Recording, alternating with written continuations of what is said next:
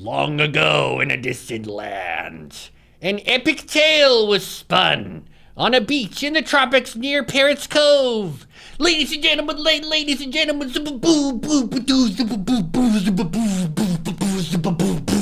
we are here with a new Dungeons and Dragons adventure. We've had the Wayfarers on this channel, but this is a new format called Twitch Plays DnD, where you have submitted characters that are going to be tossed into the fray of battle into a variety of situations. We have received, I believe, 14 characters. And to start here, I'm going to be giving you your mission briefing, Twitch. We need to think of a better, group name than just Twitch. It doesn't really feel high fantasy. Any of the characters or Twitch chat, think of a name for this group. Because you've got a group of 14 people. Why there's a group of 14 of them is to be determined, but they need a cool name. So start stewing on that now, as I'm going to be going through this report. I've got your profiles here. There's a new adventure. Let me just tell you what it is first, because that's important. We need a motive here. Why are these people being sent on this dangerous mission? And is it dangerous? It's super dangerous. Most of you will die. Anyways, nothing to worry about. Let's give the groundwork here. So the reason that I've called you all here is because of a mystery. And the mystery is we've been having some people going missing. Now, the people who have gone missing have all gone missing near the same area. And I'm not saying that this is what's causing it, but it's near a secret shop. It's not really a secret, but that's like the aesthetic of it, you know, like secret wares and so on, but it's got a sign up, so it's not that secret. There's a secret shop called, what's the name of it? It's called Bashar's Bizarre Bazaar. And you might need to look at the spelling of that one because it's a bit of a tongue twister. Sounds kind of repetitive. But Bashar is the person. Bizarre is how it goes. And bazaar is like a marketplace or something. And this gentleman here, he's a tiefling. He has a business, and people have been going missing around this business. And now we've talked to him. We sent the inspectors over there to see what was going on. And he seemed to think things were fine, but there were some really weird tourists lately, and they just didn't really know their way around. So we're not really buying that because we've had 37 people go missing. And those numbers are high, even with the current crime statistics here in the Parrots Cove region. That's a lot of missing people. So we need to figure out why are they going missing. And we did send a team. I know you're like, why didn't you send a team? We sent a team, but they went missing. That's part of the 37. So we're just going to try to send more people this time. That's why we called all of you here today. There are 14 of you. The Magnificent 14 is the first one. Twitch & Co., The Caravan. There's another troop name here. You could be called the Zoopadoom Zippadum. The Zoopadoom Zippadum. That's snappy. I like that. Let's workshop that. Okay, let's see. What adventures do we have here in this party here? Because I just have here listed what kind of class fighter you are, or warrior, and so on. We have your race, which we tried our best not to be racist, and we have your background, so what your profession has been, and so on. So I'll just go from the top here from your applications for this job, because we pay well. That's one of the things. All of you, should you complete this mission, you're going to be receiving to the order of 300 gold. And now we know that those rates are high, and that's because of the massive level of corruption and influx of foreign money that we receive. So we were able to dish out pretty good prices. The thing that we have to compromise here is safety. It's not safe. It's not a safe mission. We do not have insurance. If you are killed, that's too bad. We will not contact your next of kin. We don't do nice stuff like that. This is a very bare bones operation, And we are not guaranteeing anything good is going to come of this. But if you do make it back and solve the mystery, then that's going to be about 100 gold. I think is what I said. Was it 100 gold? Anyways, you'll be paid handsomely for your efforts, no doubt.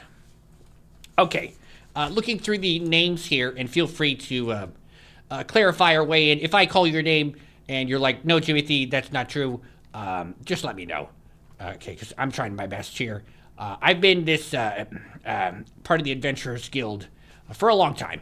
So I've met a lot of people, and sometimes people don't know what the question is asking on the form, so just let me know. I'm not trying to be offensive, okay? Okay, so we've got a rogue here named Mr. Solace, and they're a pirate tiefling who hates the aristocracy. That's interesting. Okay, a little bit of class resentment, if you will. A pirate, so you're not afraid to get your hands dirty. That's good. That's good. We don't have. You can be as messy as you need to for this job. That's not what we're getting paid for. We just want to know what's going on. So you can take a wide berth when it comes to indiscriminate violence. This isn't a church. Okay. We've got Boom Wardrum, who is a bard, who I would guess. I would hazard to guess that your instrument of choice is a drum. Let's see in the notes. You're a soldier, half-orc, who loves intimidating with the drum. Yep, I knew it. It's a drum. You're a drummer, and Wardrum is in your name. That makes sense. He loves meat, sucks at painting, is allergic to fur, and can't swim. Okay. That's going to be a problem. This is an island network. Most of it's water around here. You can't swim. How did you get here? This is very far from the main continents. I question your choices here. Okay, well, good luck to you. Okay, just moving on from that. We've got Tristan Fangelren, who is also a bard, a noble. So, that's going to be a problem. Okay, this guy, he doesn't like aristocrats, but he's a noble. You guys just try to look past it, okay? People are born in different places. Bad things happen to people, you know. Just focus on the mission, that's my advice. All right, Tristan Fangelren is a bard, noble half-elf who likes gossip and who dislikes dirty. Okay. This is a very seedy set of islands. And you didn't want to get dirty, and this person can't swim. Where are they sending you people from? Anyways. All right, we've got Waylon Galton, who is a what? He's a rogue. Okay, stabbing is good, but a farmer.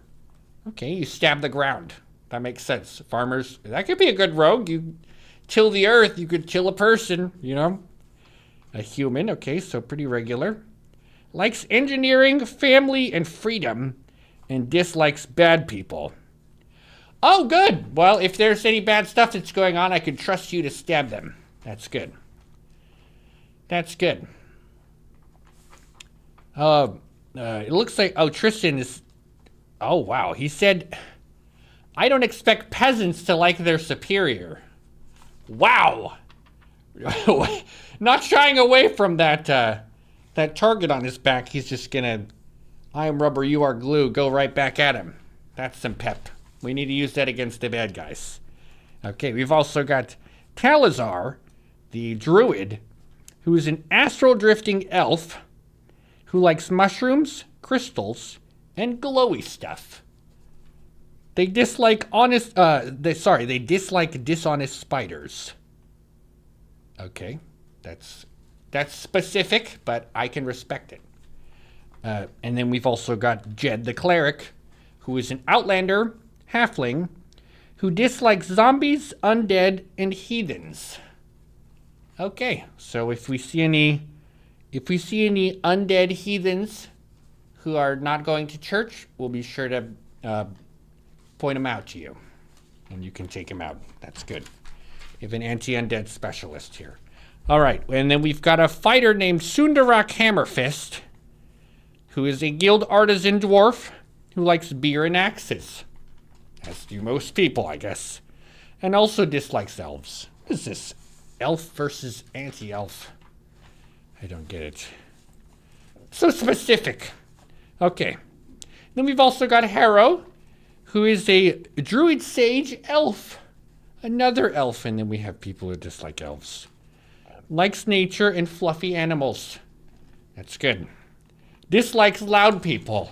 Oh, Jesus. Who? Snickers. Did you put this list together? You didn't check. You didn't check to see if a druid who doesn't like loud people would get along well with two bards, one of whom has a drum. A drum! And it's a big drum. He's a half orc. This is not going to go well. Okay. Now we've got Bonesage,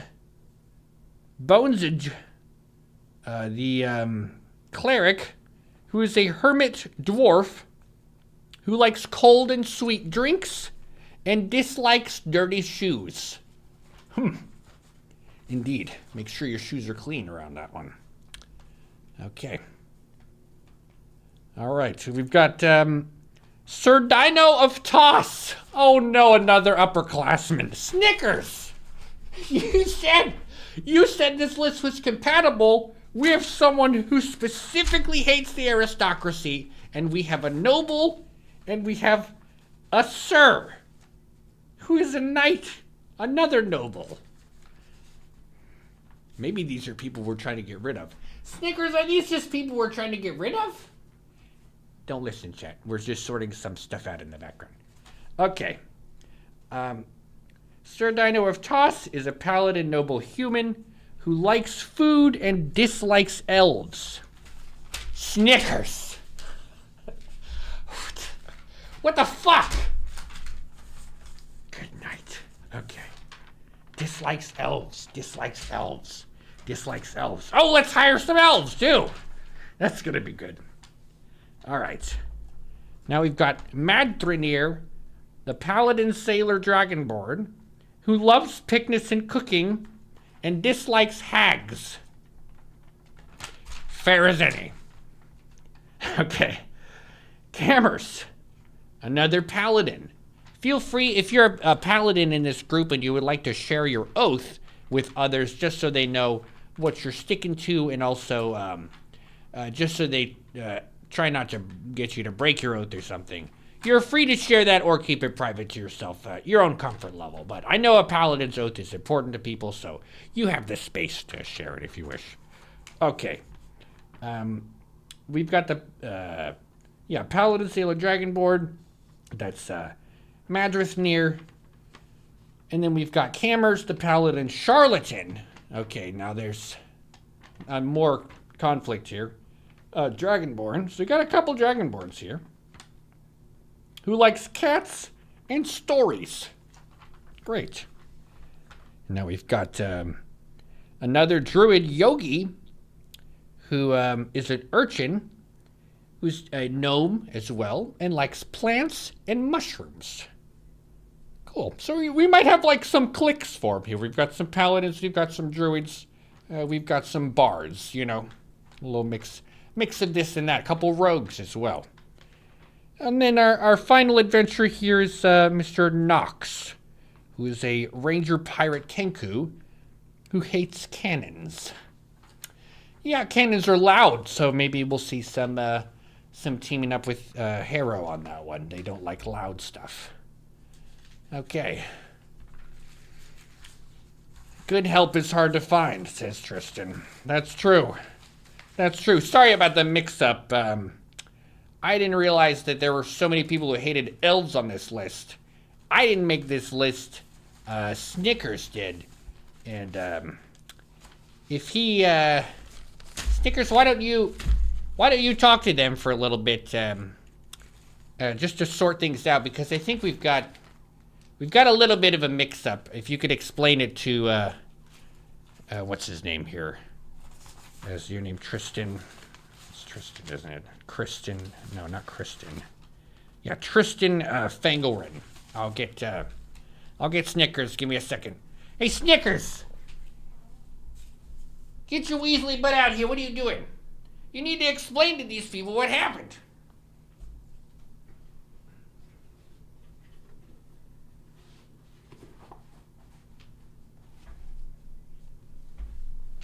Okay. Okay, I'll explain it. I'll explain them. It's fine. It's fine. Timothy, stop it. Okay. Okay, I'm back. Hello. My name is Snickers, and I'm a goblin, and I just wanted to explain the list, because we had some questions about it. They were saying, Snickers, why did you put these people when they hate each other?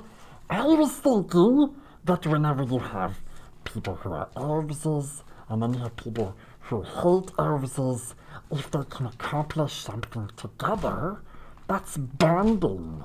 And that's how they can get over their prejudices. You see? So it's not just, oh, keep them away from each other. We need to see some growth, sis. Okay? So that's what I was trying to say to Timothy. It's not just about the mission. It's about the people in Parrots Cove. Think about it, okay?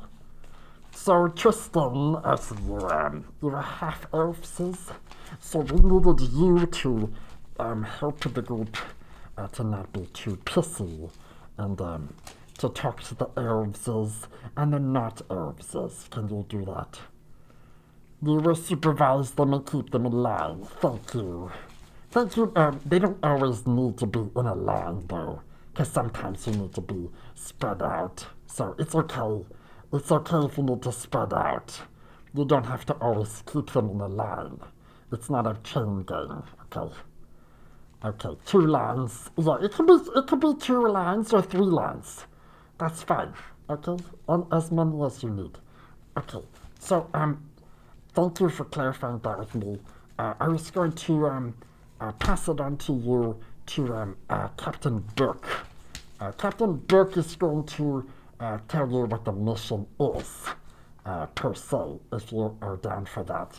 And then he's going to walk you through that. So let me get Captain Burke, and then we'll be back. Okay. Captain Burke, it's your turn.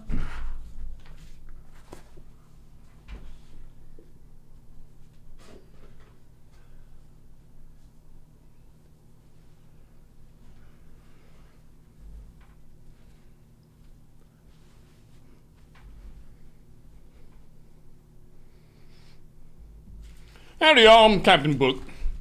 Welcome. Thanks for being here.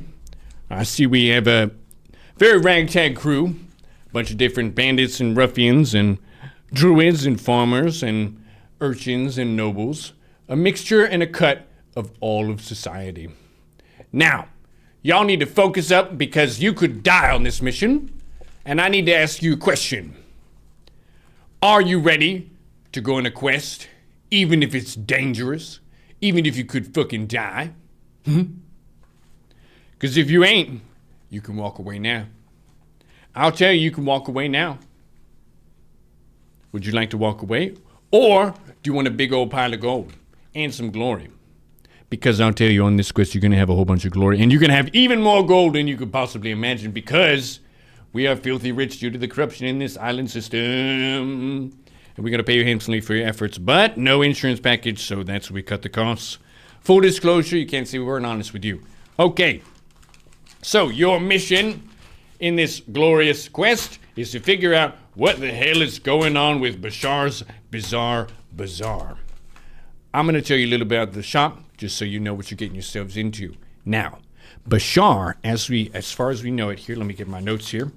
Bashar is a sorcerer. Now, who here knows what a sorcerer is? Raise your hand. A sorcerer is somebody who uses magic, who has an innate connection to magic, and who can use that magic against you. So what I need you to do is stay safe. And first, before we get into all the mission briefing, we're going to do a sacred ritual called Drink Some Water. Now, let's all do that together now, just to get focused up.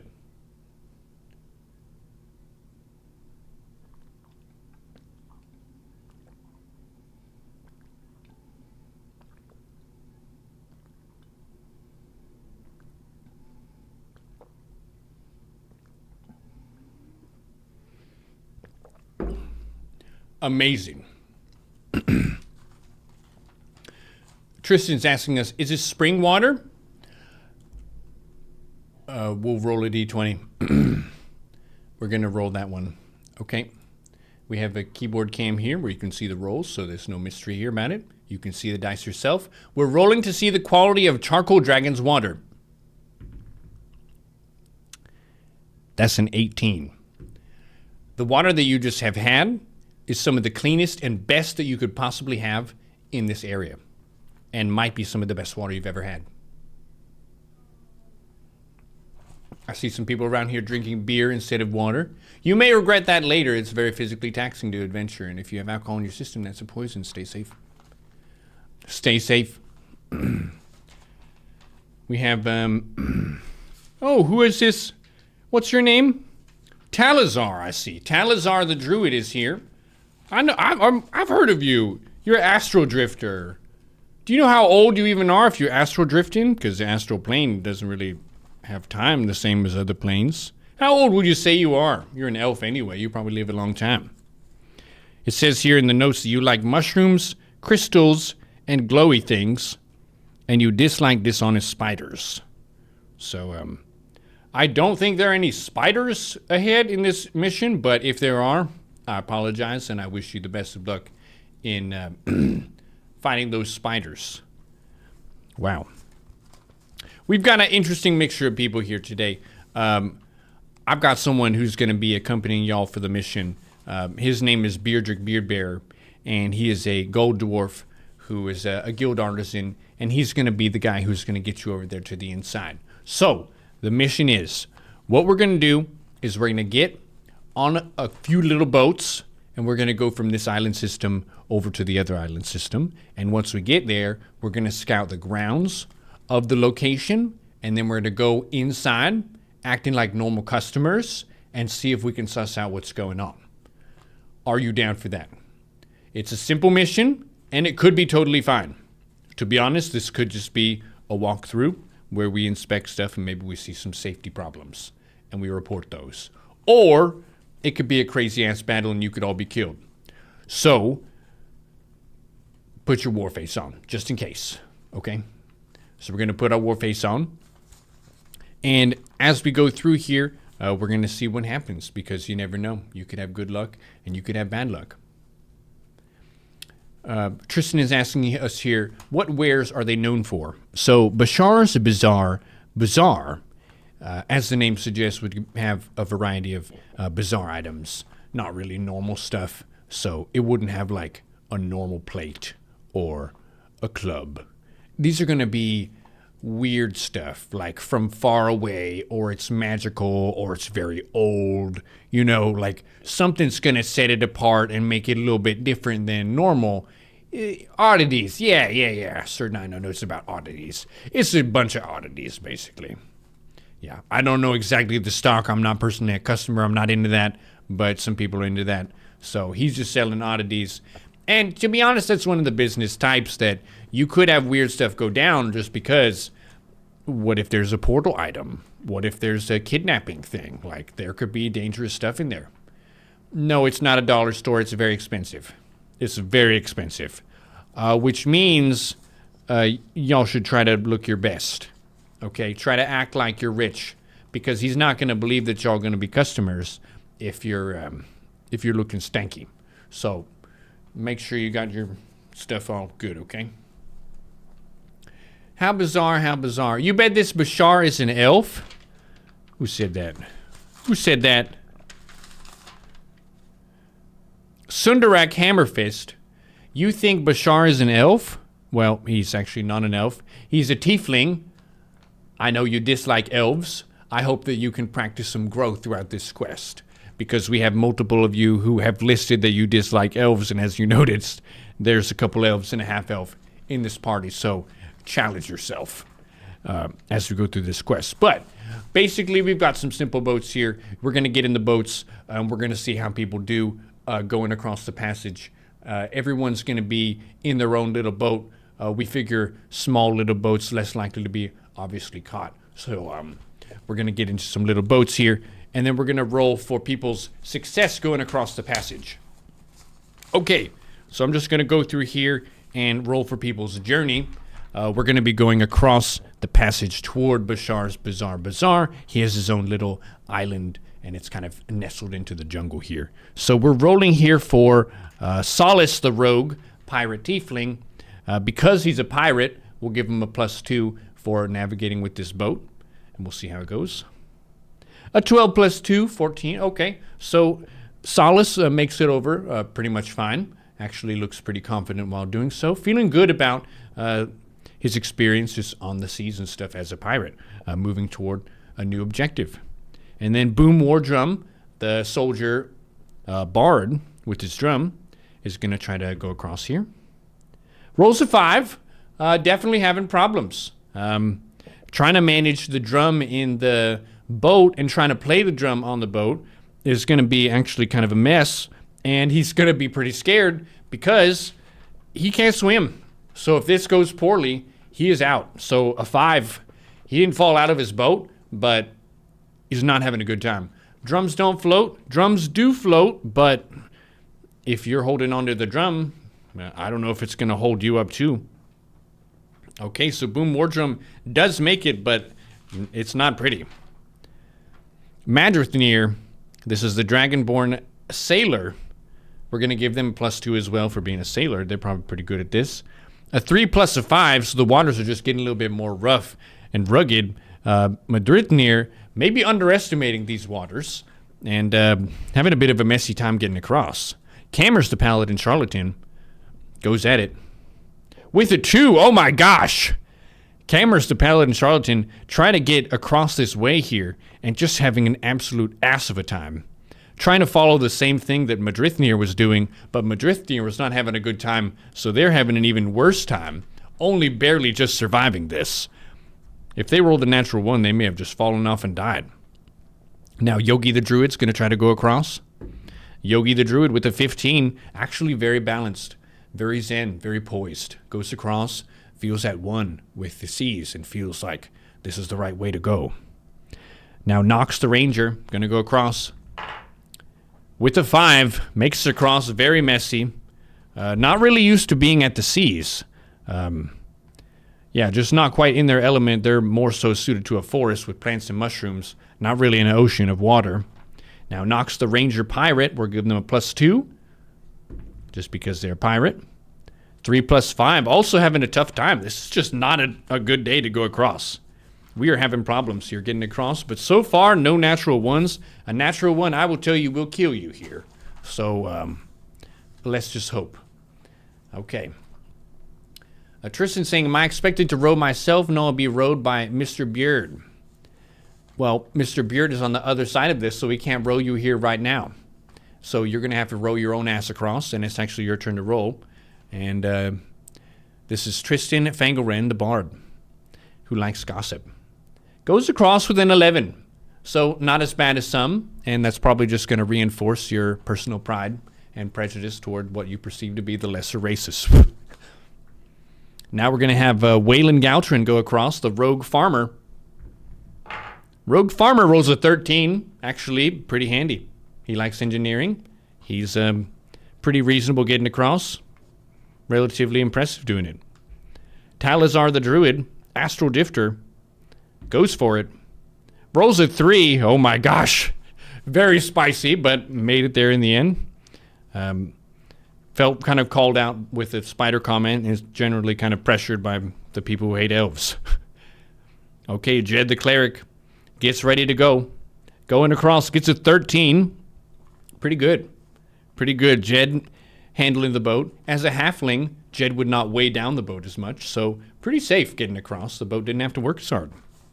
Good job, Jed. All right, Sundarak Hammerfist, the fighter who also dislikes elves, rolls a 10. Very average journey. Neither good nor bad. Now Harrow, the druid, goes over. Gets a 9. Pretty good. Not the best route across, but definitely better than a lot of the adventurers so far. Bones, the cleric, hermit dwarf, who dislikes dirty shoes, rolls a 5. Another scuff journey, but we got there. And then Sir Dino of Toss, the paladin noble, gets a 7. So all of our players made it across the way. That's good. I'm relieved. I was afraid one of y'all were going to die. You almost did, but we made it there in the end. So let's get a base camp going here, kind of gather ourselves. If you need a short rest, you may have a short rest here. Let's just get our snacks. If you want to have another drink of water, you should do so. All of our players made it across. That's big. That's big. That's more assets in the battlefield. We'll be able to inspect the location better. Hats off to y'all. I know we didn't set a requirement for being able to manage a small boat in the job description, but we figured y'all are handy. Y'all be able to do it, and you did. Yeah.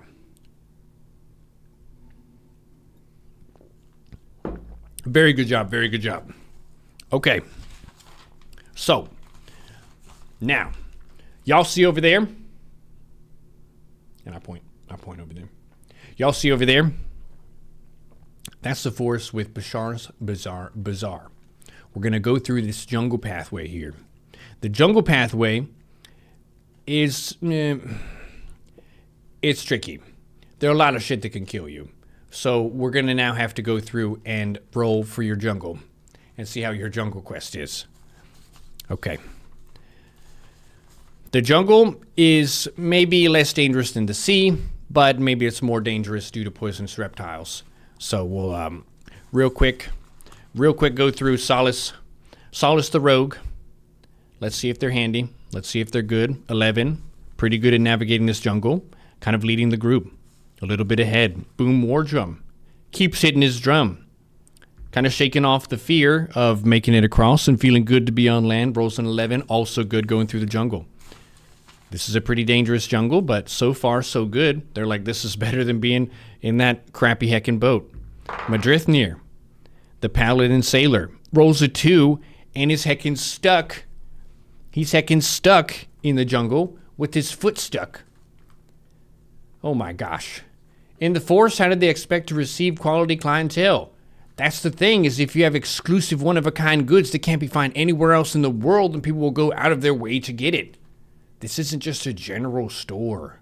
That's what I'm saying. It's Bashar's Bazaar. People know about this place from miles away. Kilometers away. Furlongs away they know about this place. Exclusive. Yes, that's why I was saying y'all got to be fancy. That's why we got so many nobles in here, you know what I'm saying? That's what I'm saying. All right. We got Cameras rolling to go across. Cameras rolls a nat 20 going through this jungle. The Paladin Charlatan Dragonborn, who likes cats, is just going to see a cat hopping through the branches up above and just feel so happy and just yippee-skippy hop through the jungle like it's nothing. And they're just having a good time. Wow. They're one with nature right now. Yogi the Druid rolls a 4. Kind of taken aback by the plants and mushrooms, a little bit distracted by how different everything is, and makes it through, but it's slow going. They're kind of following behind the group and lagging behind a bit, just because it's so overwhelming to be in a new environment. Nox the Ranger, the Kenku who hates cannons, pretty good. As a ranger, they're good at being with the land and traveling around. Love to see that. Sundarak Hammerfist, the fighter, going through. Pretty much fine. Gets an 8. Not too much difficulty, but not the prettiest either. Harrow goes through. As a druid, it's a 5. Maybe not the best jungle, maybe not the nicest nature, maybe not the forest that Harrow might be used to. But nevertheless, it is a jungle, and a druid should not be defeated by nature. They are one with nature. Bones, the cleric. The hermit, who likes sweet drinks, is just having a shit of a time. They like cold, sweet drinks, and it is hot. It is very hot. So Bones, oh my gosh, you are not having a good time. Sweaty, complaining, not having the best day, really questioning whether we're going on this mission, and really lagging behind the rest of the group. Sir Dino of Toss, the Paladin Noble. 15, just sauntering through this jungle. Easily so. Very easily so. And Tristan, the Bard Noble Half-Elf. By the way, Tristan, what's your instrument? What's your instrument again? We know Mr. Wardrum, it's the drum. That's pretty easy. You get a 6. You're going through the jungle all right, but it's scuffed. Waylon Walton, the rogue, gets an 8. He's a rogue farmer. He ain't never been in a jungle like this before, but knows how to get around plants and chop through stuff. Talazar the druid astral drifter. With it too, also struggling bigly with this jungle, not being bested by it, but really, really, really not in their element here. Jed the cleric, with an 18, is just briskly hopping through as a halfling, not really disturbing nature too much. And we have made it through the jungle with no deaths as well. Oh my gosh. I'm so glad that we have all of the characters alive. And we've made it to the end of the jungle clearing. And as we look out, we can see the beautiful stone architecture of Bashar's Bazaar. It's weird, bizarre, in the sense that it looks like a house, like a building, but it almost looks like it's naturally from the mountain and made of the stone of the mountain. And you can't really tell if it really looked like that and then you made a shop out of it, or if it was magically created to look like that, or if it's just an illusion to make it look like that. It looks very eerie and strange. And when you see this house, you know that something is just off. You know you can't trust this place. It doesn't give you a warm feeling of, oh yeah, this is gonna be fun. It's like, huh, this is sus. So as you approach this place, you feel very sus. And I'm gonna hand you all over now to Beardrick Beardbearer, the gold dwarf, and he is gonna be your mission lead as we go through this location here. Gonna be talking to Bashar. First, y'all gonna inspect the grounds outside of the place, and then after that, we're gonna go inside and inspect the shop. So best of luck. I'm glad that nobody died through the water passageway or through the jungle. But yeah, I'll let Beardrick Beardbearer take it away. Hey Beardrick, what you doing, man? Beardrick, you over there in the woods? In the jungles? Oh, there he is. Oh, he's taking a shit. Hey, give me a second. He's taking a shit. He just needs a second.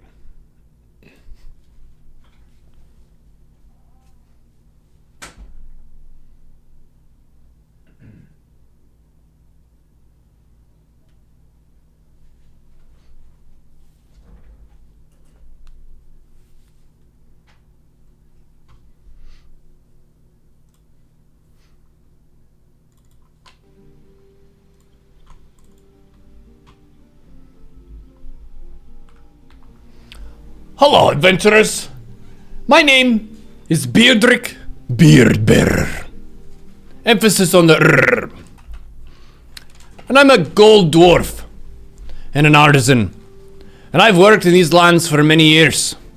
Made good businesses. Have made shops here. They've worked hard. Selling goods, making trades, and so on.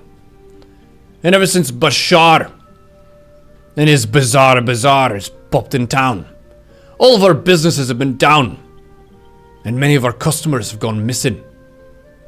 So I've brought you here today to do something about it. We already tried to stop him. We brought a good 5 people here to go see what was wrong, but they all died or went missing. And that's why you're here. Not because I believe in you, but because throwing 14 bodies at a problem instead of 5 is probably better. So I believe that you can do this. Are you ready?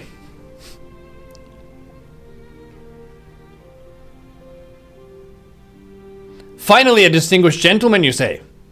Why, of course. I'm an artisan. And maybe a bit of a charlatan. Not afraid to rip you off if you're a stupid tourist.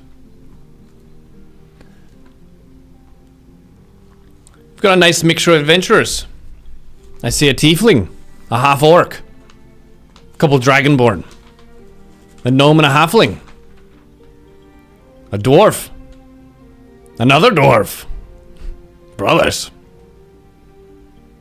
and quite a few elves. Even a human mixed in, and a half-human or a half-elf.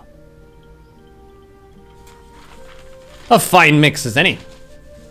Now, what we need to do is check his grounds. When people disappeared, we weren't sure if he was inside the facility or outside. It's possible that there's just some creature or monster in this realm that's eating people, stealing people away. Maybe it's a sea monster by the shore, for all we know. So we have no idea if the problem is inside Bashar's Bazaar Bazaar or outside Bashar's Bazaar Bazaar. Now, any volunteers want to go ahead and try something? Maybe go scout a particular area. Feel free, let me know what your plan is as you scout the grounds. And I can let you know how that goes for you.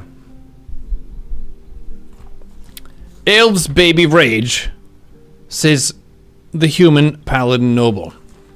Looky here. You're alive or you're dead. Elves are alive or dead. This mission, you'll be alive or you'll be dead. I suggest you focus on the mission instead of the elves. But if you would like to be assigned in a different group than the elves, that can be arranged.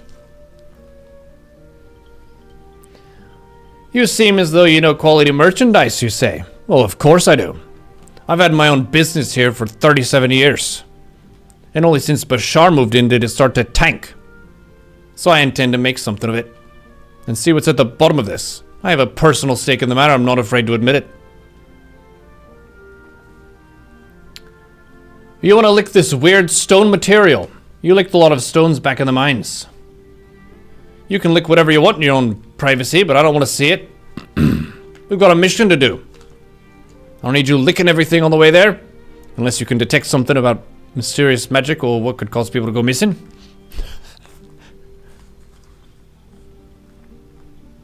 But very well, if you want to inspect the rocks and make sure all the rocks are sound, you can go and test the rocks.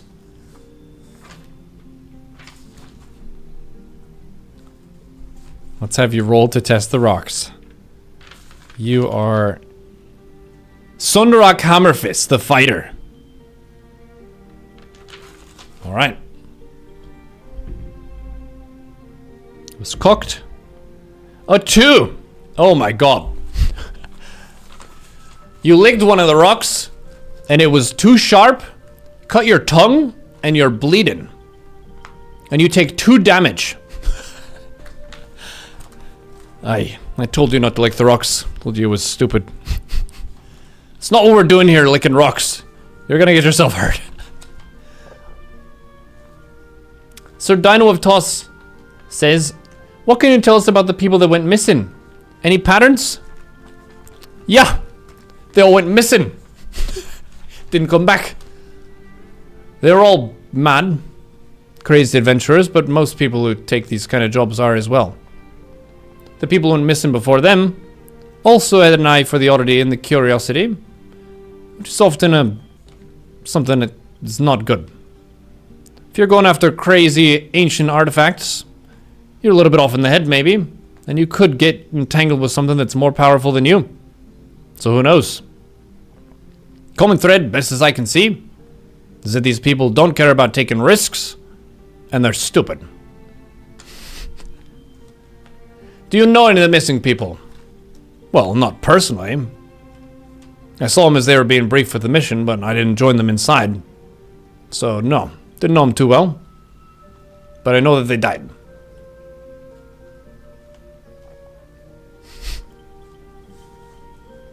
Anyone else want to inspect something in particular on the grounds? Otherwise, we're going to go check out those statues over there. He's got some rather particular statues.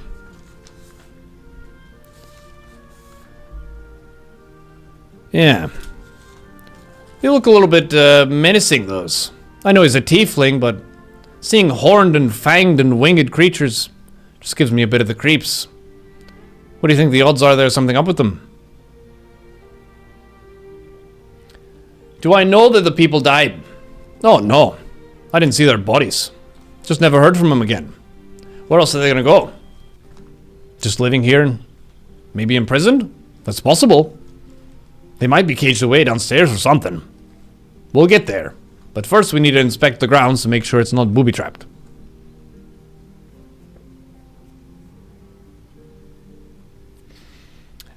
And as you guys are going around and checking the grounds, you notice that these statues that he was pointing out to you, they almost seem like they turn slightly and look at you as you move, but you aren't sure if it's an optical illusion and it's artistic, or if these things are actually moving around and looking at you. Let's have us roll a perception check. As a group, we don't need to roll 13 times for everything or 14 times. A group perception check, let's see how well we suss out what's going on. An 18. Okay. So, because the group is doing a pretty good job at minding their surroundings and is trusting this guy's advice and sussing things out, you realize that these stone statues are gargoyles. They are creatures that are able to take a stone form, but they are not themselves an actual just piece of stone or an artifact. These are living creatures called gargoyles. They are medium elementals, and gargoyles are chaotic evil. So let's have people roll for initiative. So we'll do people who are present in the chat. We will roll for you, and for other characters, we will just kind of assume what goes on. So I think we have Dino Toss, Hurricane, Charcoal. Just go ahead and press a 1 if you're here, and I will let you describe what your attack is like on these things. Okay. Charcoal, Jigitaku. Okay. Hell yeah. Let's roll for initiative. I'm just going to write down some numbers here. Yeah. Perfect. Charcoal Dragon's initiative. 13.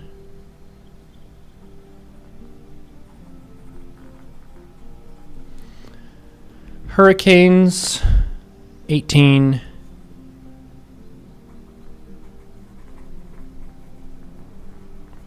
Okay. Verpid is a 7.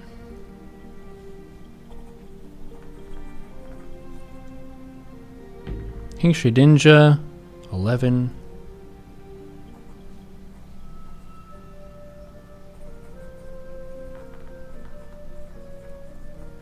Okay. And Dino Toss, a 4. Okay. Now, for all the characters who are not present, I'm going to do a d20 roll for them to see if they just get up and killed when the fighting starts. This may sound very suspenseful, because it is. The players who are here, I will let you describe what your moves are and stuff. You can cast a spell. But for some added excitement, because the gargoyles leap on us, we're rolling for Solace the Rogue. Does he live it? 11. Solace holds their own pretty well and is okay. Boom Wardrum, you're here. I'll let you describe your move. You may do so. Madrithnir, Paladin Sailor. Let's see if they live it. 17. Actually fairly competent in dealing with gargoyles. Not surprised. They dislike hags. They're ready to fight some evil shit. Cammers the Paladin Dragonborn. Rolls a nat 20. Actually feeling emboldened by the success of the other Dragonborn and getting into a nice battle flow. Yogi the Druid rolls a 3. Kind of getting beaten up by these.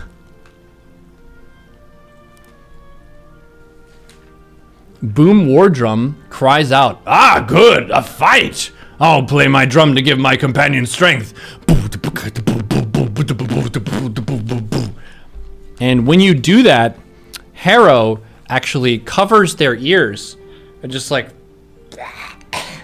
it's very not good. The other characters are kind of like, okay, yeah, like they're feeling a little bit jazzed up, and the fighters who are doing well are very happy to hear a cool drum beat as they're kicking ass. Okay, the Nox the Ranger. Hurricane, you're here. If you would like to articulate what your moves are, you may do so. Tristan, the half-elf, says, "Oh, I don't attack if I can avoid it. I'll just play Bardic Inspiration. You need an inspiration. Are you inspired? You're good. You're good. Okay, you could be inspired. You look sad. I'll play a tune for you. So you're playing music to kind of encourage people that they're going to be doing well, but you don't really want to get into the thick of it and just go like punch a heckin' gargoyle." Waylon Galton, the rogue farmer. Let's see how he does. 13 does pretty well in the fight. You would think that a farmer would be more shy of battle, but he's actually pretty ready to go. Talazar the druid. Let's see how your battle goes. 19. Talazar is really making moves on these heckin' gargoyles, feeling more accustomed to the jungles and accepting of them, and feeling like these gargoyles are the ones that are out of place, and that by fighting them, we're restoring the balance of nature. And Jed the cleric, halfling outlander, 13. They're doing pretty well in the fight too. They're no stranger to being in strange lands as an outlander.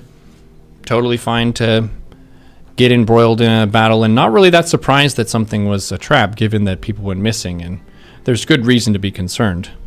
Madrithnir, the paladin sailor, with a 6. Not doing too great, but surviving in the fight. Cameras, the paladin dragonborn, with a 10, a very average fighter. Kind of break even fighting with these gargoyles. And now Yogi the druid, the gnome, figuring out the plants and mushrooms needed to use their druid skills and stay alive. Hurricane, who is the Kenku pirate ranger, is flapping their wings at the gargoyles to try to push them away. Even though Kenku are flightless birds, they do still have wings, and they can flap them, though it's not going to be as effective as a flightful bird. So a lot of the other adventurers are kind of looking at Nox and wondering if they're going to actually like try to thrust at the gargoyles or attack them, or if they're just going to be flapping their feathers about. But they're busy fighting, so they don't really have too much time to get into a conversation about it. Sundarak Hammerfist,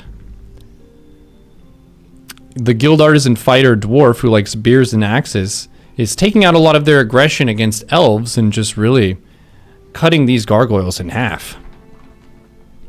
Harrow rolls a 2, really not liking all of the noise of this sudden cacophony of sound after multiple bards start playing music.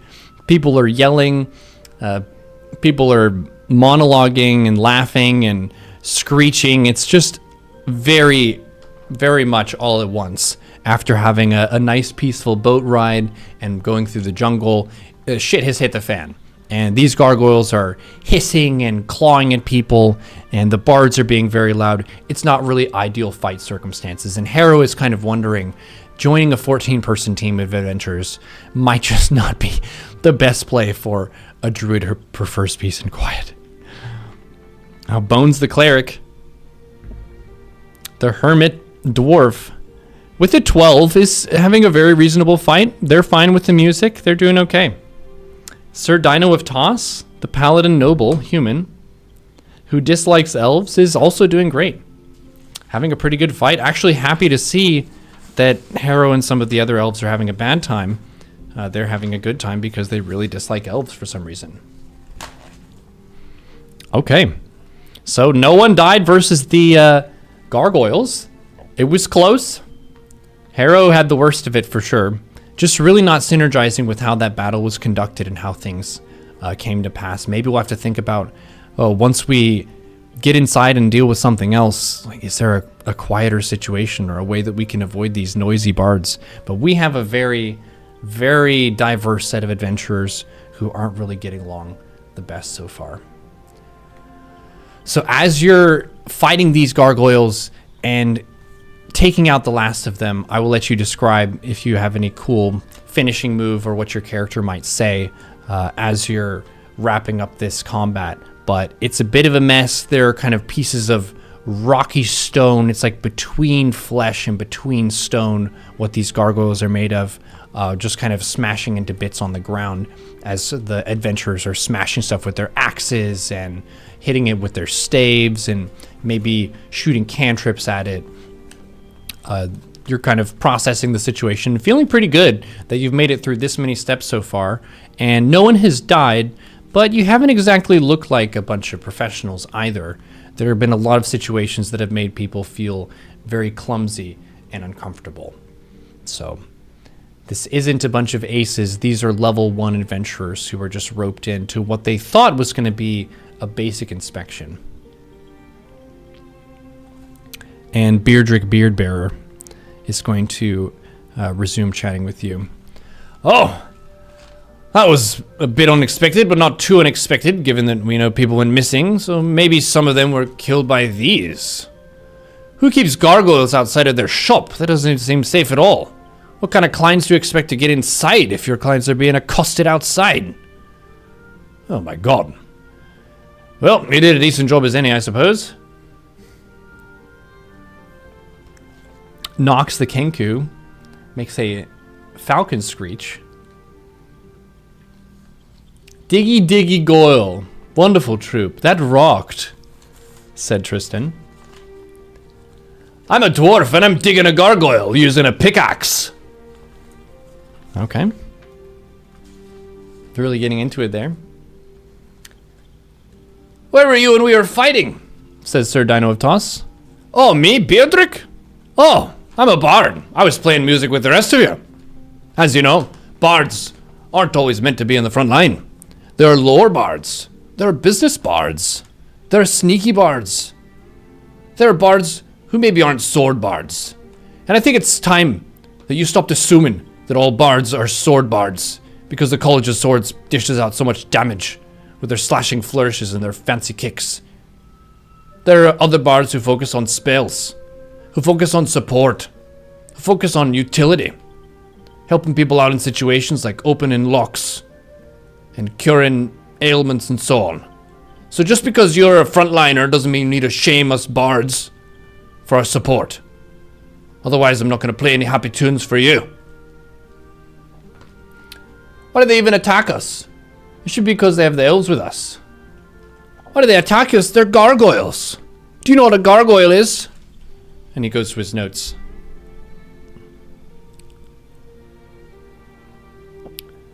The gargoyles that perch across great spires are malevolent creatures. They're grotesque. They're fiendish. They lurk among masonry and ruins, and any stone sculpture. And anyone who's trying to enjoy masonry or stonework, they love to attack the most. Because they look happy, and then they look scared. Gargoyles are pure evil.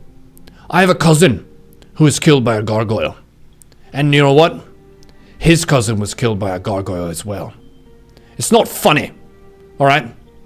Gargoyles. I'm glad that you were able to best them. But it's not my job to know everything that's going wrong. My job is to lead, and to get you here, to solve the problem. And so far you have. So you're no more whining about, oh, Beardrick Beardbearer. Why aren't you on the front line? I'm not Axric Axer. No. I'm Beardrick Beardbearer.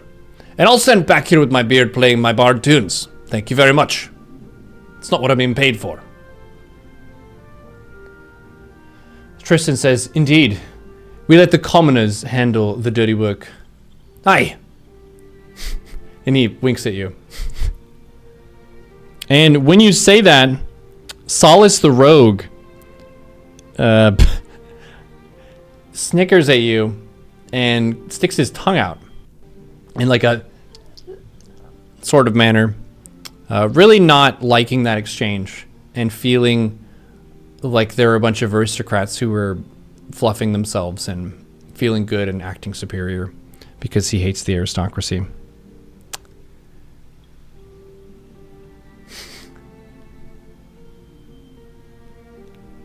Nox the Kenku, responding to why did they even attack us, is saying, that's because you started licking them. Yep, I guess the gargoyles are probably upset that you were licking them. They don't normally have that happen to them, because most of the time people don't lick stone sculptures. So that was a bit weird of you to start doing that. You should probably not just lick random stones that you find. Those were as grotesque as the goyles at Rogue. Aye. Wait, what? It wasn't even offensive. What do you think it's not offensive to lick somebody without them knowing? That's very offensive. Think about it. If I were to lick you right now, would that be okay? And he kind of shrugs and wonders if he shouldn't have asked that question because of how people have behaved so far. Anyway, I believe now we've inspected these outer grounds here. And now normally we would go in the front door. And that's what we're going to do. Because we're trying to act normal. Here's your motivation. You are all very, very wealthy buyers of lavish, unique goods. And we're going to go in there and we're going to meet with Bashar. And you're going to ask him about some item. Just to act as cover. And also see what he says. Because we need information. And we need to act like we're here as normal customers. So he doesn't think we're inspectors, because no one wants to answer an inspector's questions. They're not going to get any money. So, I want the nobles in front, and I want the poors in the back. Just so he sees you first when you walk in, and we look like we're rich. Are you okay with that? And when he says that, Solace the Rogue, who hates the aristocracy, is going to actually sneak up behind him and lift up his pocket and lift a few coins. As he's monologuing and telling people the mission briefing and dissing the less well-off people at the same time. And he has a twinkle in his eye as he slips back in with the rest of the group. Tristan asks, would anyone act as my assistant? And I'll let any of the chat if you want to volunteer. The rogue is a tiefling. The rogue who dislikes the aristocracy. There's another rogue who is a farmer and a human, though.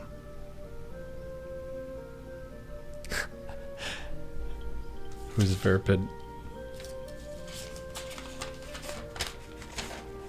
To Beardrick saying, what? Would you like me to lick you right now? Sundarak Hammerfist.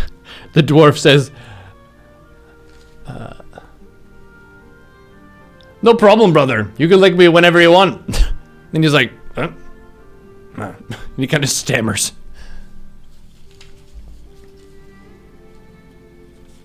Alright, looks like Nox is going to be your assistant. They raise their Kenku wing, willing to help out Tristan. I'd better eat some stones than be an elf assistant. Ah. Well, I would advise you stop eating stones and you stop licking stones. And maybe you can inspect part of the store and not deal with the elf. But good job, everyone. You've done great work so far. None of you have died, even though it's been a bit embarrassing and you've nearly died a couple times. You're gonna go in now, and you're gonna talk to Bashar, and I'll keep watch outside and make sure nothing crazy goes amiss. Best of luck to you all, and any questions before we go in? I'll give you a moment in case you're confused about anything. But remember, when you get in there, just tell him the item that you want to ask about. He doesn't need to have it in stock, just let him know if he has some kind of item. And he'll tell you if he does or he doesn't, but that's going to give us a read on what he does have and what he's doing.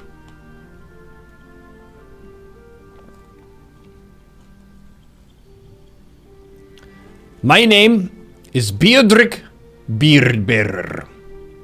Emphasis on the rrr. Mighty fine to meet you.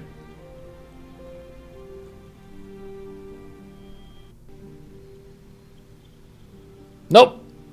No questions then? Good. When you go in there, it might be poorly lit, it might be smelly, it might be spooky, but Bashar's Bazaar can't hurt you. Actually, it could hurt you. It could kill you. I don't know what's in there. Best of luck. Oh, question. Do you think they heard the gargoyles' noises? No. Wait. Oh, yes, of course. That's a good point. We need a cover.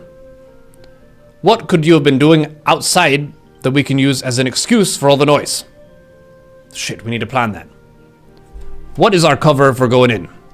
Because we need a good excuse for Bashar for why it was so damn noisy outside.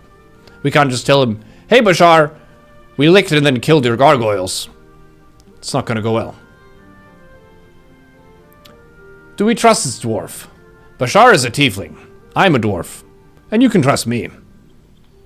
Worst case scenario, I'll rip you off and I'll be blind.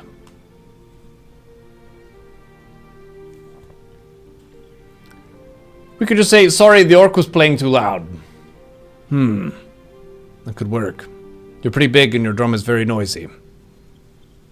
Aye. That could do. Someone made a statue of you hiding behind Beardrick. What? Walk in as if you're fighting amongst yourselves. Aye, that's not a bad idea. That's not a bad idea. Why not both? We got into a bit of a scuffle because the orc was playing too loud. Very good, very good. I like that. That's good planning. Okay, you'll go in there and you'll meet with Bashar in his bazaar and then tell him what item you want to ask about. And he'll point you in the direction and give us some clues. Aye. Well, best of luck to you. And in a few minutes, you'll see Bashar.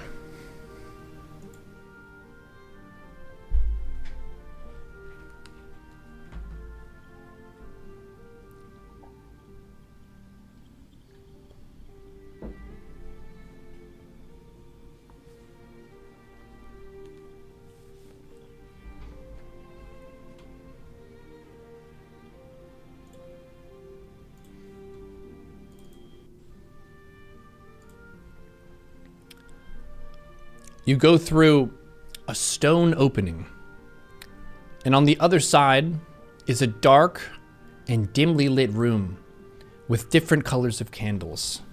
There are blue candles and green candles and purple candles, all lighting things up in a very almost sparkling and mystical way. And you can see behind the counter a fairly tall, rather symmetrical and handsome tiefling who's wearing some rather fancy robes and has their chin up and their shoulders back and is feeling rather curious about what was going on outside. What would you like to do?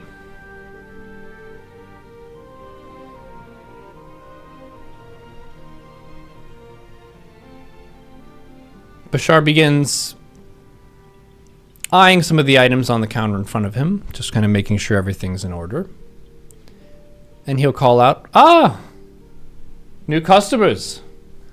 I was wondering if you would come in or if you were just going to keep making noise outside." Tristan pipes up first. "Good day. I do believe this is Bashar's Bazaar. I've heard wondrous tales. I need something to impress the court back home." "Oh! A court you need to impress. Easily done. But different courts are impressed by different things. But I have a great deal of things of many kinds. What kind of things might impress your court?" "I have weapons, all of them enchanted, all of them special in their own way. You'll find not a single basic bow or blade or blunt weapon or bag. Everything, and I mean everything, has something to it."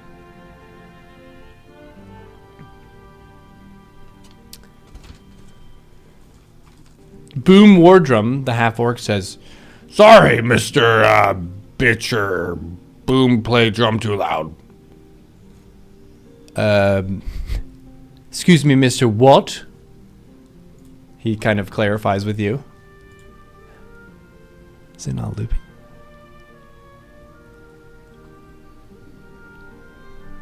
Nox, the Kenku, asks if Bashar's surname is Al-Assad. No, just Bashar. Mr. Hammerfist wanders around, poking the walls with a finger. Bashar looks over at you. Don't touch that. Don't touch that. Who is he? Tell him to stop touching that. So Dino of Toss, the paladin noble, who looks pretty noble, which will catch Bashar's eye, asks him, have you any singing swords? Oh, singing swords. Yes, I have 2 of them. Would you like the big one or the small one?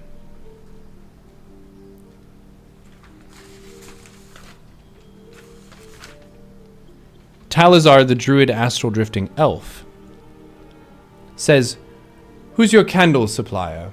These are nice!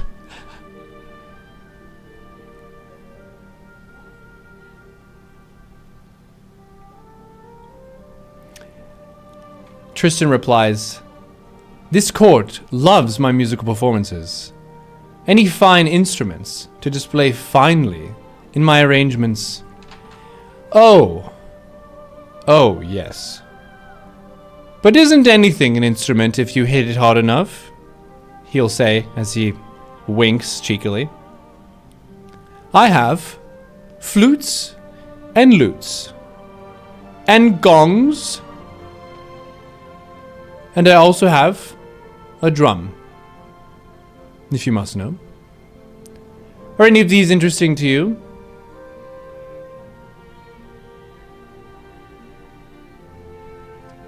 Boom Wardrum says, Oh, right. It's, Mr. Bourgeois, right? Do you have something to make drum louder? what is it autoplaying?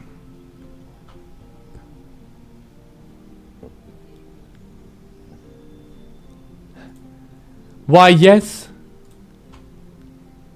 I have something that can make your drum louder.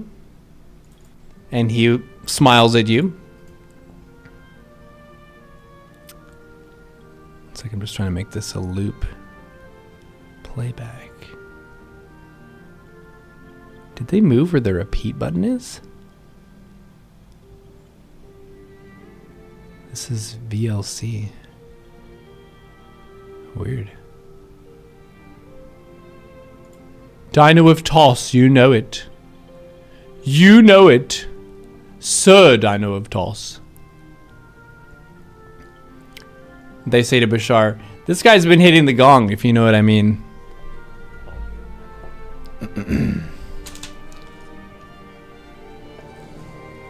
Nox the Kenku says to Bashar, I need a seeing eye patch. Seeing eye patches? I have... No, I don't have seeing eye patches. Eye patches are meant to cover up your eye. They're not meant to see things. If you want to see things, I have a looking glass, I have a telescope, I have a monocle, and a few other things. But no, we don't have a... No.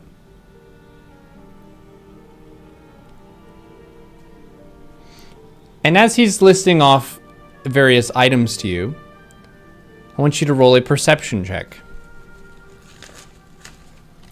Roll a perception check, group. Let's see what happens.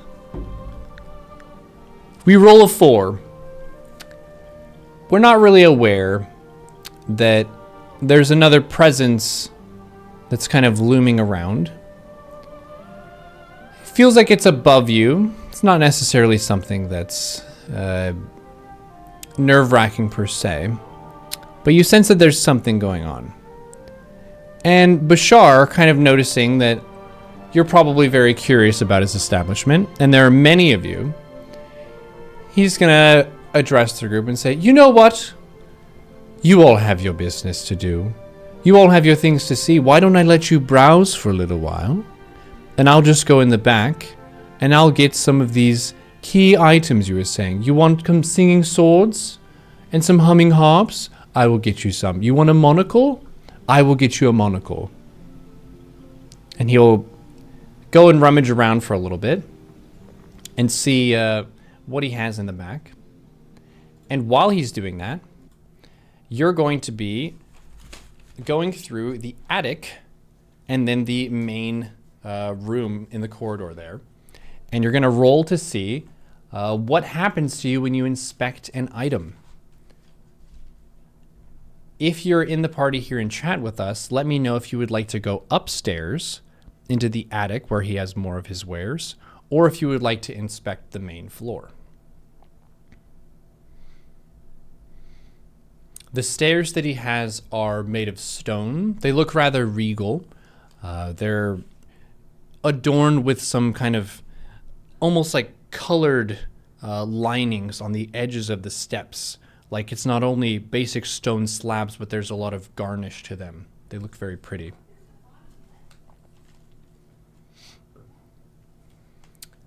What do we see on the main floor? So the main floor of his establishment has two really long hallways going in either direction from where you go in. He has his main shop in the entrance where he's been meeting with you and so on. And there are a couple long hallways. There's one that goes far to the north and one that goes really far to the south. One of our lovely dwarves says, "Ah, very nice stonework." Really appreciating the construction of this place.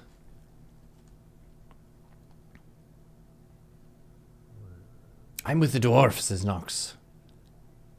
Really enjoying the stonework there.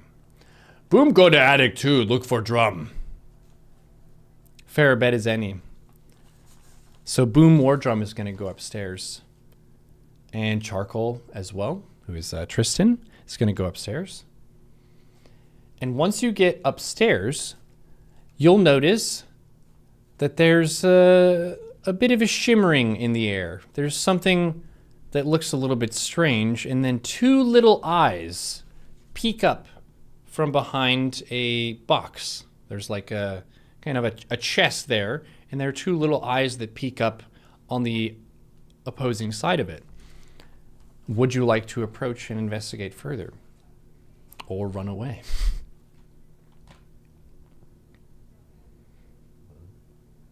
Sir Dino of Toss is taking a closer look downstairs, just kind of browsing the different items organized on the walls of this hallway, the different displays of things. There are some enchanted rings that you can see might be glowing a little bit. There are various goblets that have something eerie or mystical to them. Lots of different things, but so far everything looks just kind of like slightly fancy antiques is mostly what you're seeing downstairs. You touch nothing. That's probably for the best. Assistant, please check these eyes. And Nox, who agreed to help you and be your assistant there, the Kenku is going to go over and inspect those eyes behind the chest. And when you get there, there is a creature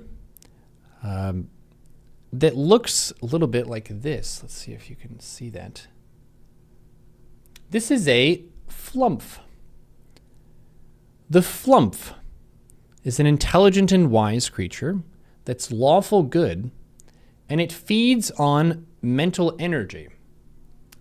You pet it. The flumph says, "Oh, thank you. Who are you? What are you doing here? You shouldn't be here. You should leave. You don't want to know what happened to the last people who were here."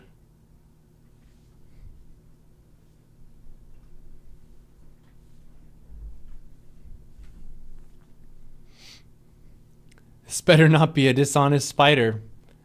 No, a flumph is not a spider. We're not even an arachnid. We're not even a crab. We're not even related to crabs. Oh, but I want to know everything. Oh, no you don't. No you don't. No you don't. You will not sleep at night if you know what I know. What I know is not good. Did you meet Bashar? Oh no. Oh no. Oh no. Did he tell you where the secret room was? With the really good stuff?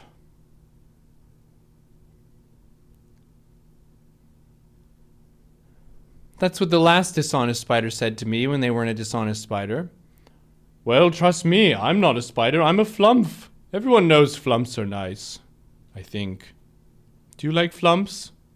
Some people don't know what a flump is.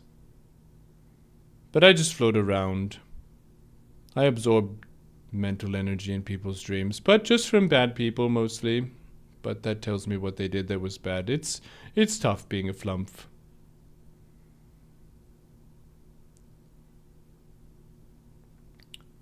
Is good stuff drum? Like jellyfish? No. No. It's not a drum. And it's not good stuff. He will kill you if he takes you to see this good stuff. And you can tell that the flump doesn't really have ill intentions toward you. It is legitimately concerned for your survival and feels like the longer that you are here, the higher the chance that you will die. Secret room? No. I insist you tell me where that is. Well, I can tell you. But I can tell you, it will not be good for you. I can tell you, what's in the room will try to kill you. If you're okay with that, I will show you. So the flump is being fairly generous with its information, but doesn't really trust that you'll be able to handle the problem.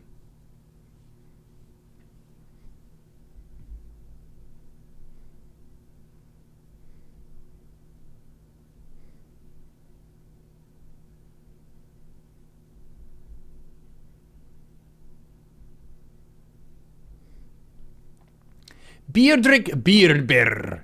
Didn't say this was going to be a timed mission. Oh, Beardrick Beardbearer. Oh, he's one of the other shop owners. I know of Beardrick Beardbearer. Not a good man, not as bad as Bashar. Jellyfish. What happened to the others that came here? Well, they were eaten. It happens. Everyone's got to eat. But sometimes they will eat you. And that's not very fun.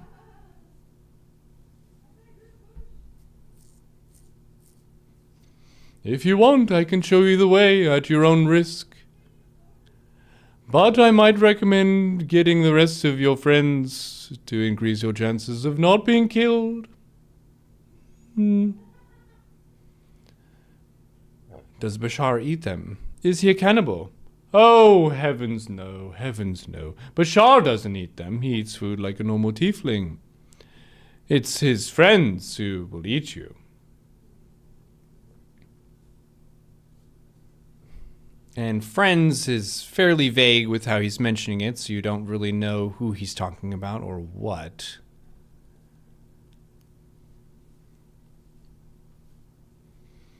I'll tell you what. If you really, really want to get to the bottom of this, I know what's going on, and I'll just be generous enough to tell you. There are things that are not as they seem. And as you know, Bashar and his Bizarre Bazaar is not here to sell you normal goods at normal prices. He's here to sell you extraordinary goods at exorbitant prices. And his extraordinary goods are not always good. If you go through that room, you will be attacked. You will be hurt, mangled even, maybe killed. But I will tell you, you could get to the bottom of this and stop his Bizarre Bazaar.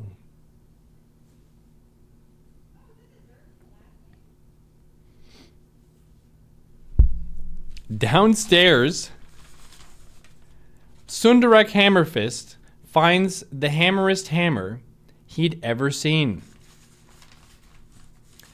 The hammer that you find is so big that you question what it's made of and who would wield it. It's a very good hammer. It's a very, very, very heavy hammer. It feels like it's as heavy as a person. And you're just wondering, like, what kind of metal or stone is this hammer made of? And that's when I'll have you roll for initiative.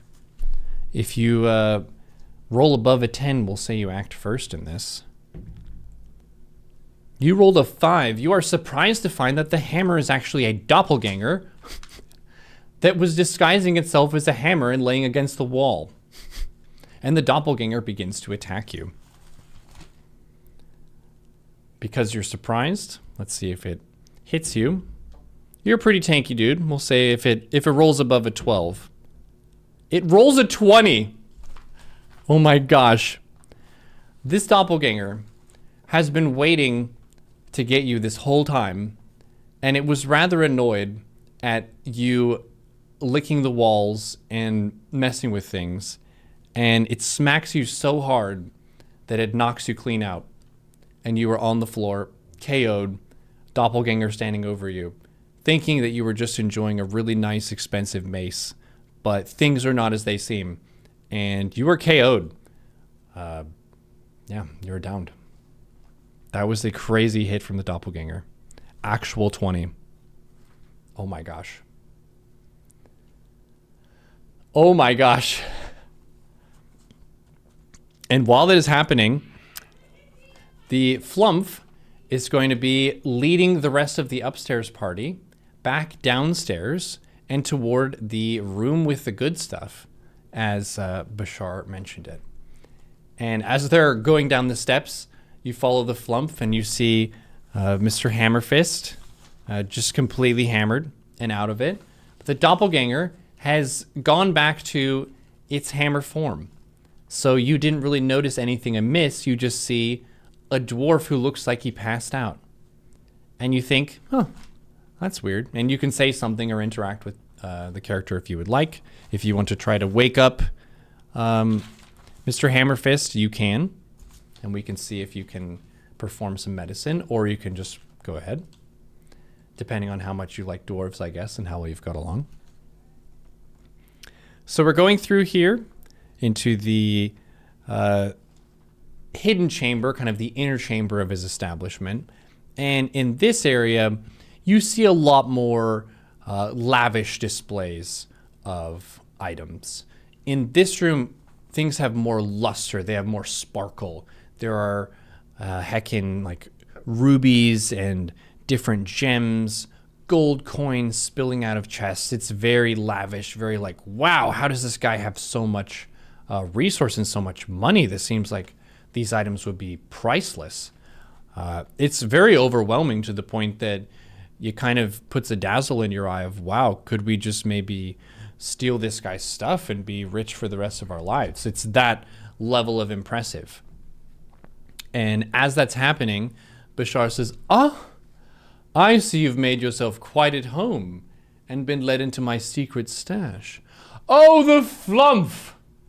Oh, the Flumph, what have you done? You led them in here? Don't you know I love to monologue? You know I love to monologue before I kill people. You stole my thunder, what did you tell them? And the Flumph kind of blushes and admits that Bashar has been killing people and he deserves to be stopped.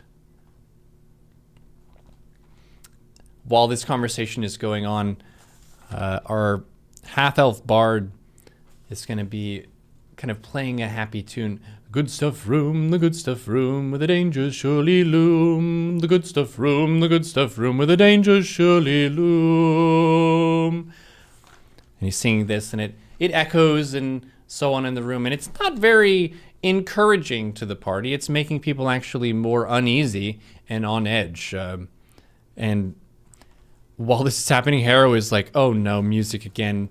Just thinking that they were away from the noise of the drums and the clamor and the fighting. And then the Good Stuff Room song happens. Taken aback by these candles, Talazar the druid astral drifting elf is going to comment, Bashar, you really do need to share where you're getting these candles. I mean, artifacts, yes, but the ambiance, the lighting, it really gives everything just that je ne sais quoi, that really nice, refined, unique quality, almost with a touch of the occult. It's just so nice, and you're kind of laying on thick these compliments about the candles and just the vibe of the place that Bashar has made. And Bashar, kind of seeing what's going on and still wanting to appear the magnanimous and generous one, says, you know what? I like you lot. I like you lot a lot. And I'm going to offer you something. I will offer you one mystery chest of treasure you cannot possibly imagine, each, to get you to leave and not come back. Because I am tired. And you are clearly not the kind of client that I would like to have here. I know that the inspector sent you again. I know he sent other people, and they went missing, and they're pinning it on me, saying it's my fault, but it's not my fault. It's their fault for not reading the fine print of my business. So, would you like to take one chest and be fine to leave? Just let me know. If any of you would like to, I will grant you one. And he pulls up off of the table there a rather nice chest. It's kind of like yay big, so he can hold it within his hands. It's not super heavy. And he opens it, and it's got quite a few different bracelets and necklaces and gold coins and stuff kind of packed tightly in it. So the amount of value that would be in this seems like it would be way more than the payment of this job. Mr. Boomdrum, what is it? Mr. Boomdrum? No, it's Boom Wardrum. That's what it is. He says, what a chest! What is in this chest is something you would never suspect, and is more valuable than you might even know. Would you like the chest or not? You can say, I will take one chest, or I will refuse the chest. And both of these are fine.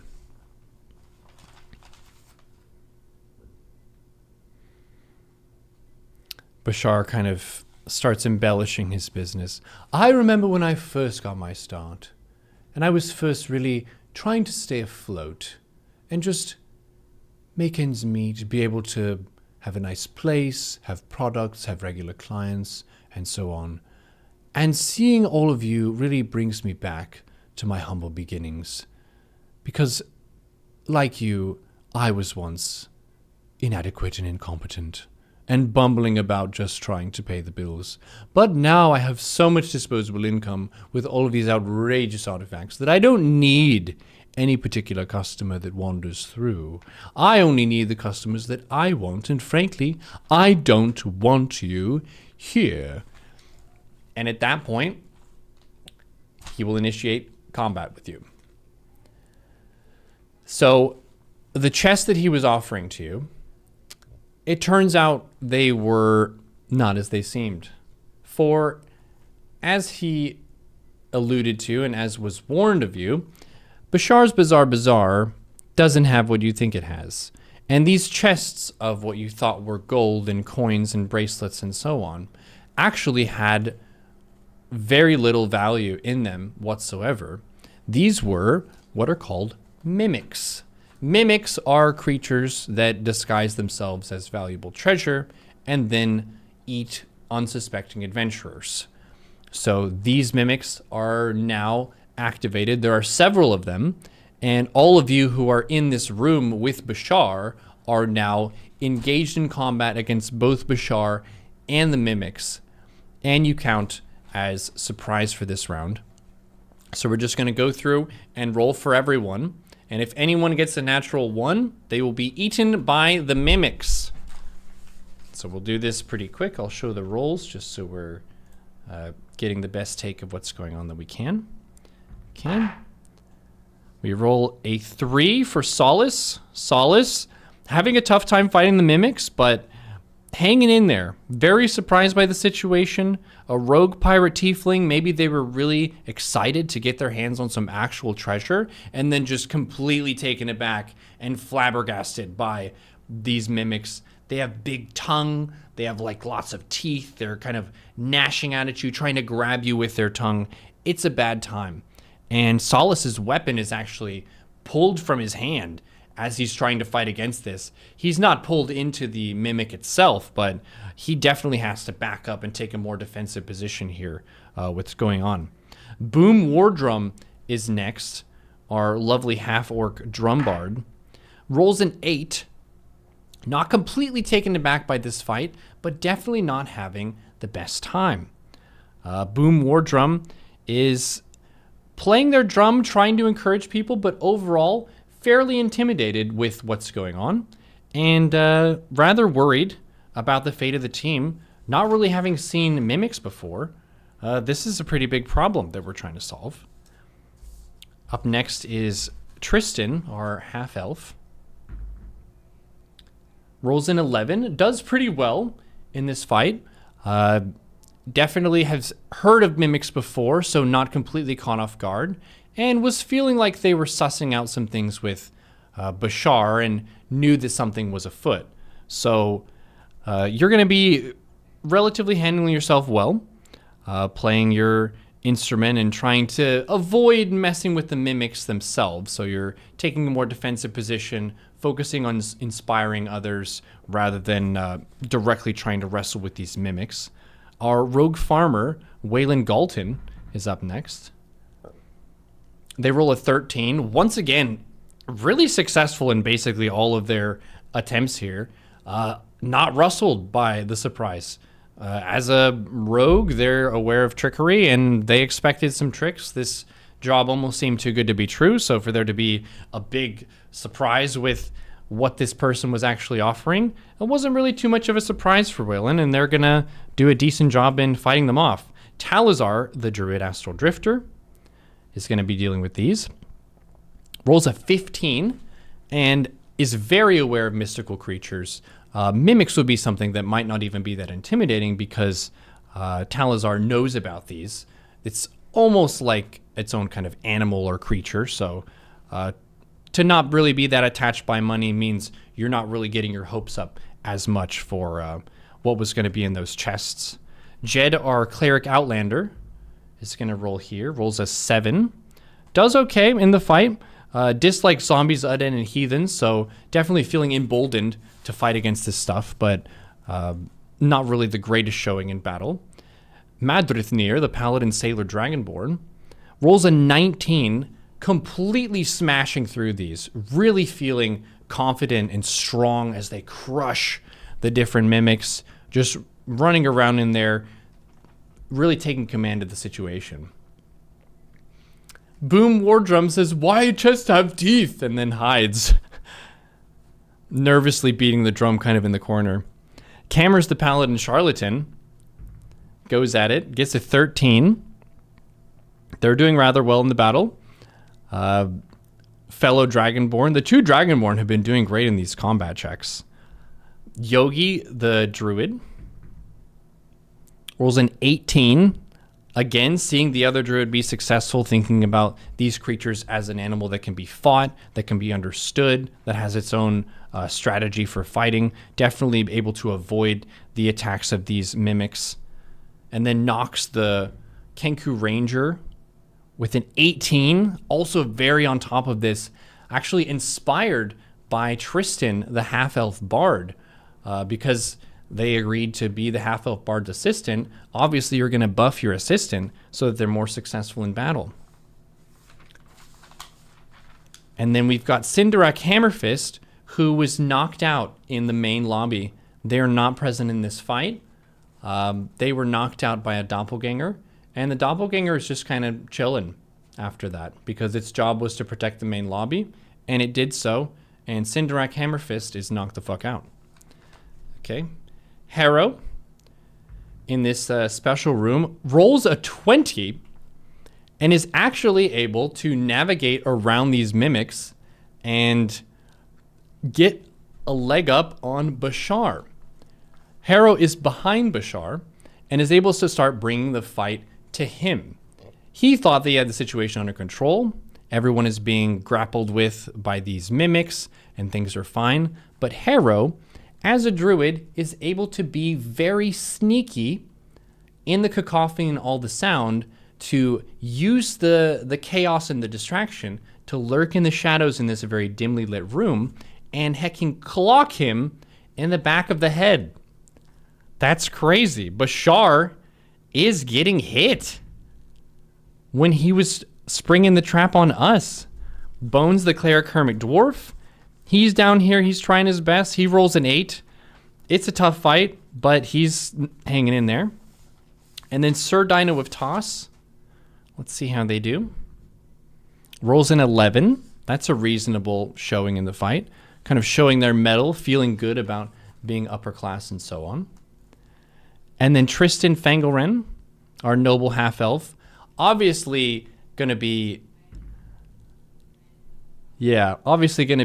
keeping their hands out of this as much as possible, playing an inspirational tune to try to bring some courage to battle and really embolden Nox even further, but really not having a good time, being kind of disgusted by the nasty, the mimics and their teeth and big tongues and so on. Waylon Galton, the rogue farmer, a 15, feeling very strong here, consistently strong in combat. I can't believe we would underestimate a farmer. Waylon Galton has been just cleaving enemies in twain, very much just trying to work hard for the family. And then Talazar, the druid astral drifter, gets a 4, actually grabbed by one of these mimics. Their leg is stuck, and they're trying to hang in there. It's a good thing that some of these other fighters were successful because Talazar is not having a good time at all. Why was I on this mission? And then Jed, the cleric outlander, a very reasonable and solid fight with the 14. Madrithnir, the paladin sailor. Oh no! That's a 1. Madrithnir, the paladin sailor dragonborn, who was doing so well in the previous battles, is looks like they've passed on. Oh my gosh. The mimic grabbed him and just bit him right in the right spot.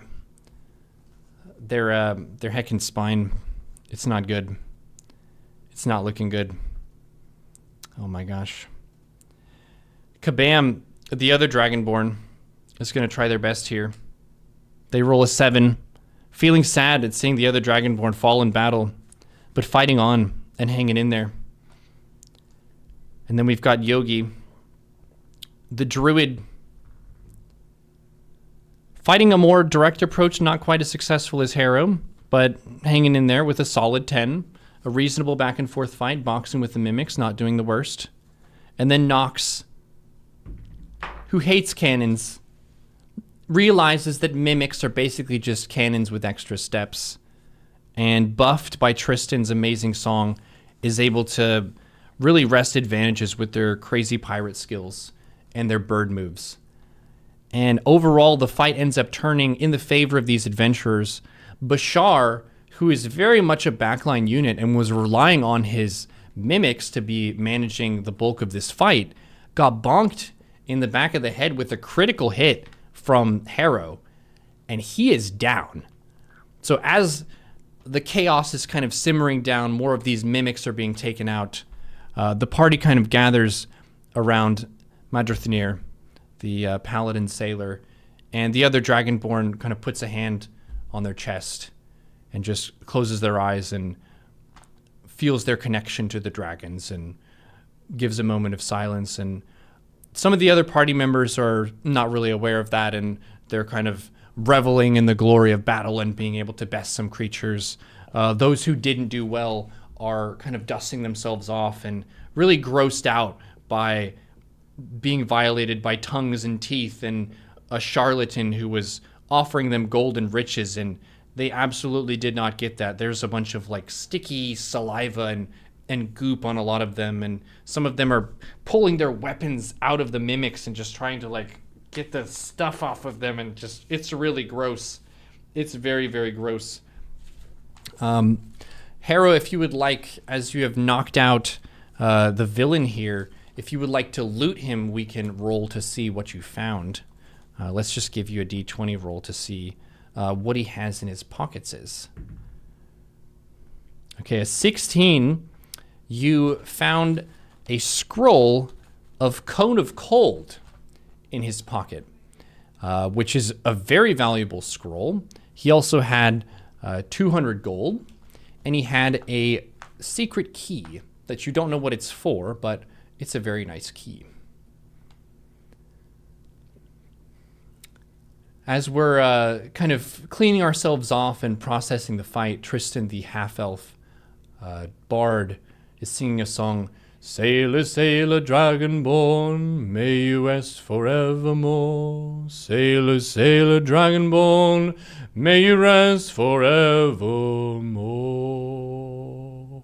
And then Mr. Boom Wardrum is going to try to boom, boom, boom, boom, boom, boom, boom, boom. And they kind of play a dirge together for the dragonborn who fell in battle. And they're kind of looking around them, seeing what of value can be acquired from this area. Are there any different things that are actually good loot here, or is everything trapped? There are some definitely suspicious things on your way out of the facility. You notice an area of some really lavish rugs, and as one of you grabs the rug, you realize that it is what is this called? This is a particular type of entity. A rug of smothering. So these rugs probably won't kill you, but they can kill you. And the rugs grab at some of you on your way out, and you realize this whole place is just booby trap after booby trap. There isn't a single good piece of loot in here aside from what we found on Mr. Bashar, who is knocked the heck out. And if you would like to, you could tie this person up and bring them to the authorities. But on your way out, you're going to be getting over to where Mr. Beardbearer is, and you can report to him what went down. So you go outside, you've investigated the grounds, and you kind of realize, man, Bashar's stuff was all like traps and shit. Like there was nothing legit of value in this whole establishment. It was just a house of horrors. And Beardrick is outside and he says, "Oh, hello there. Well, looks like I count 12 of you. That means 2 of you went missing. What happened? Are they dead or what?"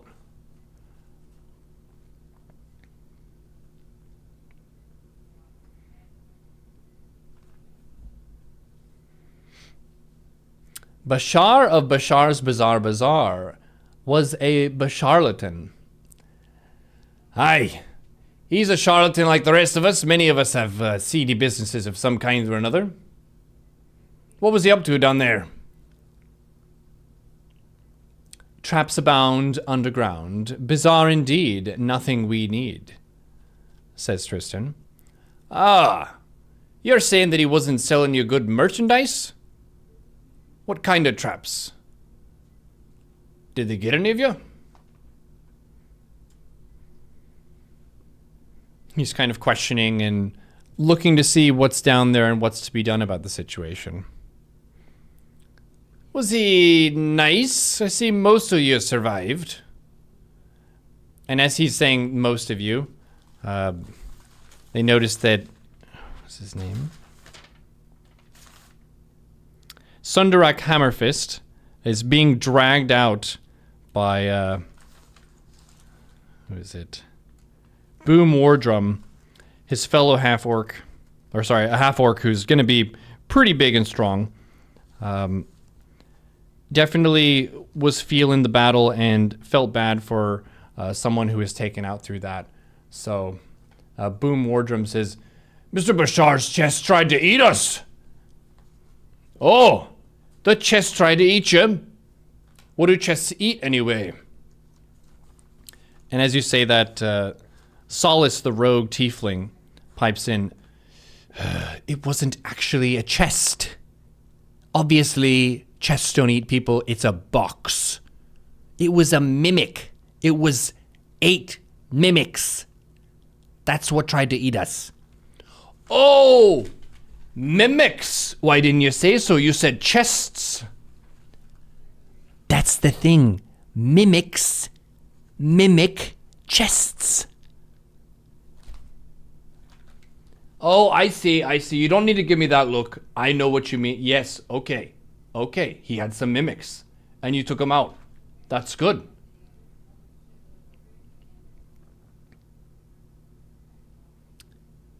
Is a mimic a man in a box? Is it a man chest? No, a mimic is not a man in a box. A mimic is an aberration. A mimic is a, let me pull up my notes here. A mimic.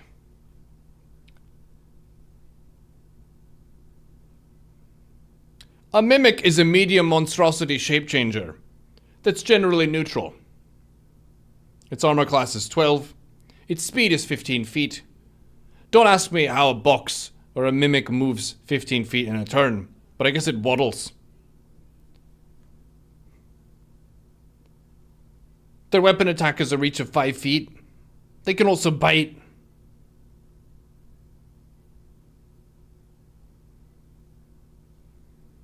Mimics can alter their outward texture to resemble wood, stone, or other basic materials, as they have evolved to assume the appearance of objects that other creatures are likely to come into contact with. See Bashar's Bizarre Bazaar, and the damned chests that are there. So what happened of Mr. Bashar? Is he still in there? Tristan says, mimics, smother rugs, flumps, and doppelgangers. Nothing of value, save you, Silvers. Ah, so there was no treasure or real artifacts of any kind? Not even a couple necklaces or something?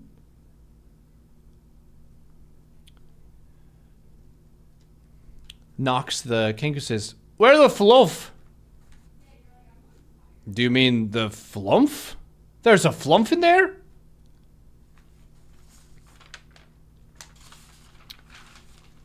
And Bones, the dwarf hermit cleric, says, aye, there was a flump. There was a flump who told us just about everything about it. He told us that Bashar wasn't all that he seemed, which is the same thing that you told us.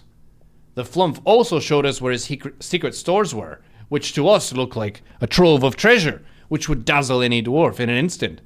But it wasn't treasure at all. It was a mimics.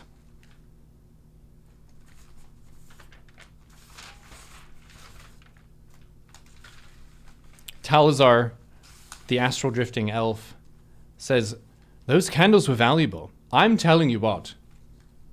Oh, he's got candles? What color of candles did he have? I agree, these candles could be of great value. Could maybe open a candleworks or a candle shop of some kind. Tristan says, Bashar is dead. He had a key. Who's curious? Definitely me. Ah, he had a key. Must be to some secret treasure trove, and so on. Actually, we've confiscated this treasure trove, so you'll be given that key to me, if you will. And he holds out his hand to receive the key. You'll be getting your appearance fee, of course. 200 gold each, once we return.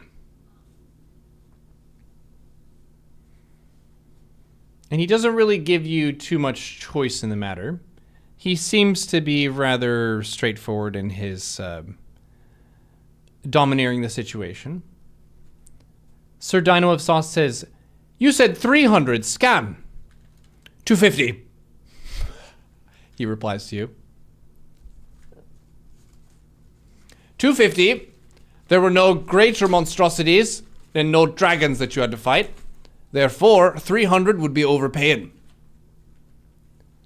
Nox the Kenku says, I heard 400. You didn't hear shite about 400. I said 300 and then I changed my price to 200. Now I'm offering you 250. Take it or leave it.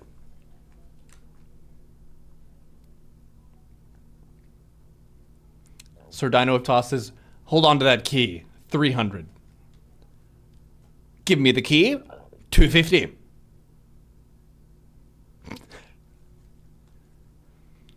And you're noticing here that this is not going to be a very good haggling situation. He's liking you less by the moment, but you do have him outnumbered. You could negotiate this. You could fight him. What would you like to do?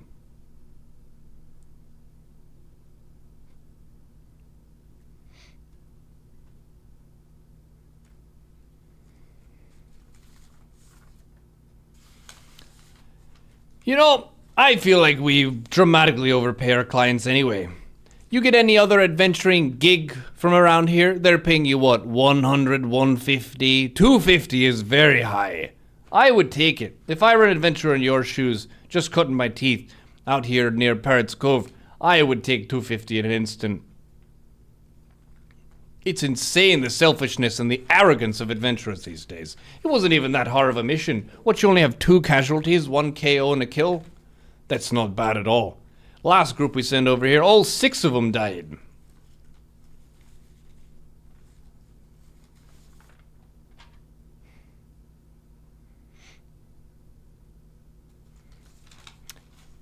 And because there's been a lot today that's rustled Solace in the way of aristocracy rearing their arrogant head, Solace is going to start thinking about some designs of their own for this situation.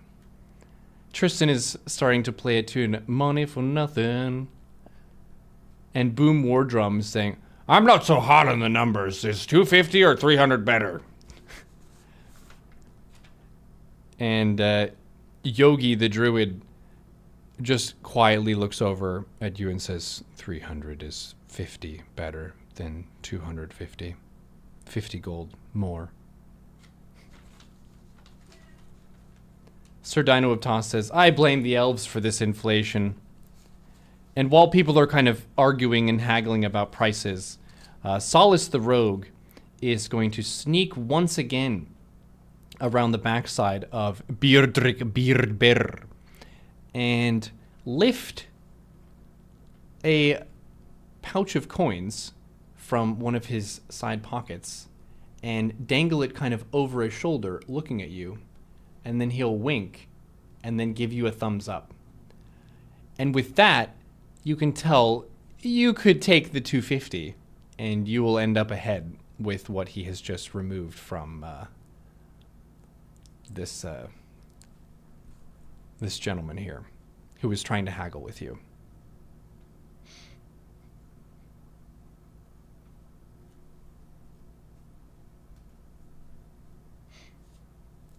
You know what? I think 250 is fair. You should take it. I'm not going to give you a better offer. 300, we just don't have it right now. It's just not a good time. But once Bashar is cleaned out, we've got his lease area, we could set up shop there, we'll get some businesses. I'm sure you'll find plenty of work in these parts. Plenty of work. No problems. Absolutely no problems at all. And Kamras, the paladin charlatan dragonborn, feeling a little bit salty about seeing one of their kin fall in battle, is going to be very stern and firm and say, 250 is what we will take, and 50 gold is what we will remember about you cutting us down. And Bidder's like, whoa! Hit a sore spot, did I? Wow! Well, I will take your insult, but if you will take the price, then I suppose we're all done here, and you can go on wealthier than before. And then he goes back to reach in his pocket for the pouch and realizes it's empty, and his eyes get really wide. And he says, actually, I think it's best if we manage your payouts back ashore. And with that, we will wrap up this first ever session of Twitch Plays D&D, where we have had people live in the chat articulating their moves, responding to situations, and making a story with us live. Thank you so much for the improv of this session. This was super fun.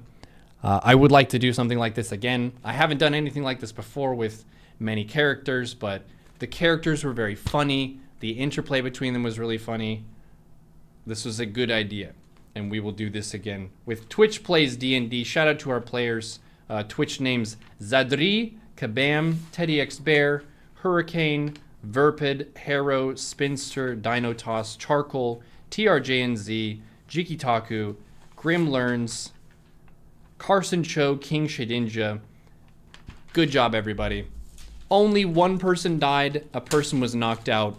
We saved this local area from a very evil shop owner. Good job. Good job, level ones. Only a couple people died. GG.